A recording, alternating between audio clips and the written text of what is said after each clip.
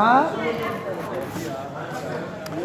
the question of the authorship of the Zohar is an interesting controversy amongst Jewish scholars, amongst the different professors in different universities, historians of Kabbalah, historians of Zohar itself. There are many different printings of the Zohar from different times and places in Europe, etc. And this Shabbat, someone was saying, Rabbi Moshe Dilon from Spain wrote the Zohar. And other people claim that it was written by several authors that were put together. And I said, of course, I believe that Rebbe Shimon Yochai did write the Zohar. It was hidden and then revealed about 1,000 years ago. So I asked the fellow, does it really matter? The authorship?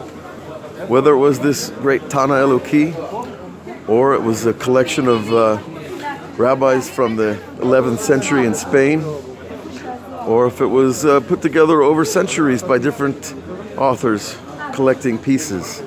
They managed to make a complete structure called the Zohar. Does it really matter? Rabbi Shimon himself, in this book, promised that this book is going to redeem Israel. Now, how does a book redeem a country? From slavery, from exile, from oppression, from depression, from all the things that the Jewish people have suffered for the last 2,000 years. How does a book save us? Ask yourself.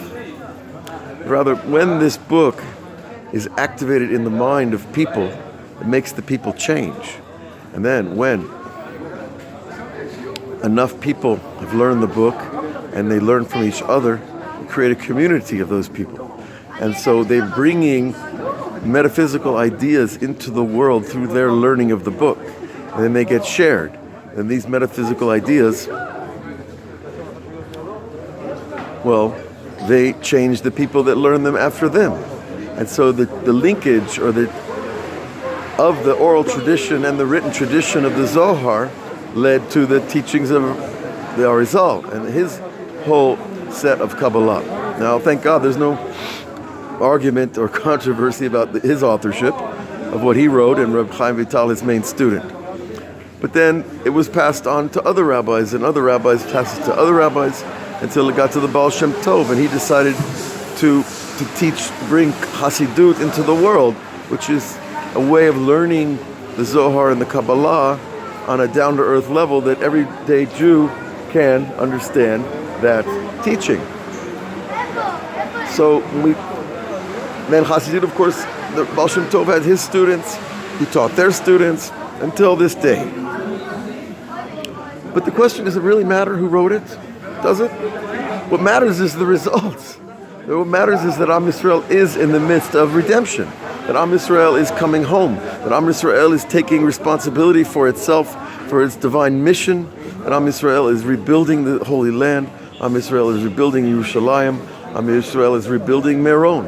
And everywhere you go, you see that this nation is getting better and bigger and more able to give the Jewish people a homeland that they've been longing for 2,000 years.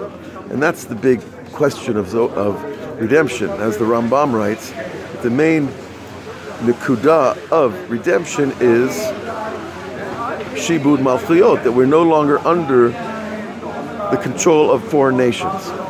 So this is just a little word that I felt like sharing here from Rebbe Shimon Yochai's courtyard, and I hope that everybody gets a chance to be around these holy places and to come and to pray and to learn and to absorb our higher self, because these places are made for that.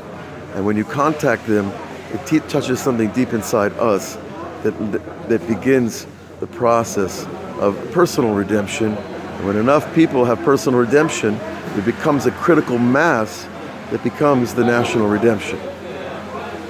So thank God this gives life meaning and purpose and direction, and it removes all the negative influences of the exile, that we find out who we are and we live who we are. God bless all of you. Shavua Tov.